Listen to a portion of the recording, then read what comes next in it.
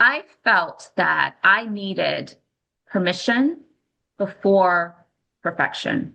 And let me explain what I mean by that. Structurally, I had created these containers, right, that reduced my exposure to a lot of the volatility. And that included, clearing up my offerings, having predictable rhythms. We know that our nervous system likes those routines. That also meant fewer yeses so that I could be available for the yeses that meant the most to me. Financially, I didn't wait for certainty. I waited for enough, right? Enough from a perspective of the runway, for clarity on my minimums, honestly, about what I was willing to risk. I had to do some assessing around that. Logistically, I simplified.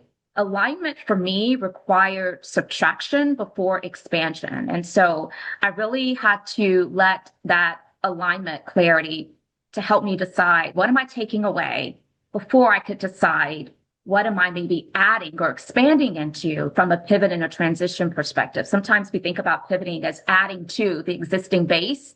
And I knew that I needed to also think about, what am I subtracting? But I'll say that the most important thing that I put in place was the internal infrastructure, that emotional regulation, that level of discernment, and the ability to tolerate being misunderstood, while I was transitioning, being questioned while I was transitioning and pivoting, but knowing that I was doing it from a place of discernment about what was best for me. So that goes back to your brilliant labeling of, high functioning, while you're also trying to survive. And to me, that's what that looked like. I needed to make sure that my internal environment was prepared to endure and navigate the complexity of what I knew was going to be ahead during the pivoting and the transitions.